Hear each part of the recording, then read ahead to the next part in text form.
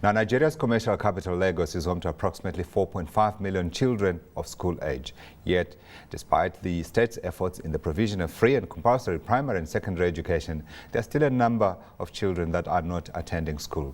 We are sitting down now with our Lagos State Commissioner for Education, Olayinka Oladunjoye, to find out what the state's agenda is for the education sector and the youth. Commissioner, thanks for your time. I see you battle the same issues that other educationists, if I can use that word, so though some people say that's a word that's been created by the media more than it is a word that is accepted within the English language. But you face the same problems that other people face in other parts of the continent. But let's talk about getting those kids to school. Your incentives that you have tried to put in place to make sure that they are not loitering the streets, they are sitting down and they are listening to their teachers. Yes, they have. Thank you so much for having me on. It is a challenge, but we are up to the task. I can assure you that we are not folding our arms.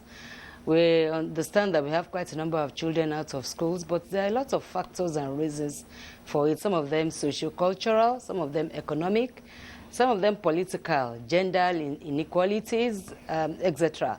But as governments, we are not folding our arms. We are not even looking at children alone. We are looking at an inclusive program that includes not only children but adults. Every child must be in school and everybody must be learned. That's our policy in Lagos State. To be able to do this properly, we have a lot of incentives and initiatives that we have put in place. For instance, we have in our state Agency for Mass Education, where we expect everybody, irrespective of your qualification, to have access to schools. We have inclusive education program. We have a lot of schools that has inclusive programs where even if you are physically challenged, you have an opportunity of going to school. We have so many of those schools in place, and it is our belief. In fact, we have schools for women who had had a chance of other childbearing and all that. We call that school for those who have an opportunity and have missed their way, either out of pregnancy and all that. And because of these programs, Lagos State is, I can assure you, looking at all that is it in totality to ensure that we have child rights law, we have the social people's law, to ensure that all facets of citizens in Lagos State are put in school. Now, of course, education is a complex issue. I mean, we've had instances, though, in other parts of the continent where it has been used effectively. Unfortunately, we speak about history now. In Zimbabwe, for instance, President Robert Mugabe at the beginning absolutely got it right. What do you think are the reasons why, despite the offer of free education, it has been slow to get all the kids into school? Well, I said it earlier when I was speaking. Some of them is socio-cultural. Some people can't just even afford to send their children to school, despite the advocacy that we're doing as governments. Some of them believe that it's only the boys that should be in school and not the girls. These are gender inequalities. Some of them believe that it's not even important for them to go to school to do child labor and all that. So these are some of the things we're addressing. We know what the problems are. We have identified the problems, and we're looking at these issues holistically. And part of what we're doing is to adopt our schools, because we know that sometimes, even as it is, government cannot do it alone.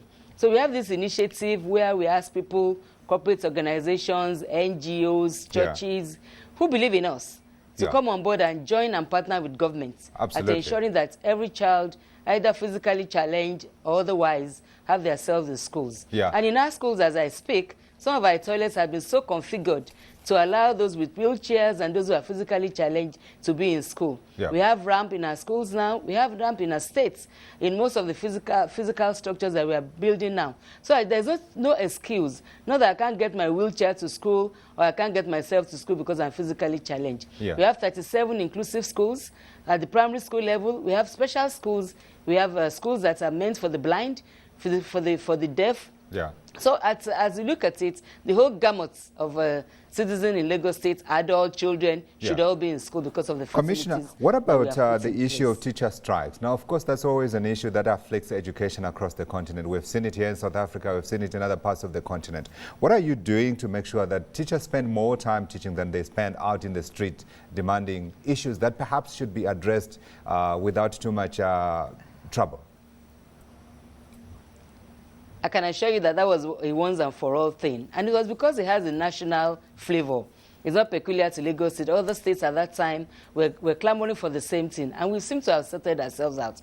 What we are doing now is to give our teachers, our principals, opportunity to own their schools. With their core projects, we are giving them money.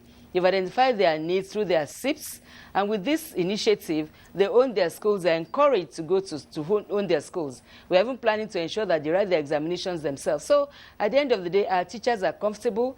We have about 10,000 teachers who have done training in ICT and other areas. We just came back from India with His Excellency.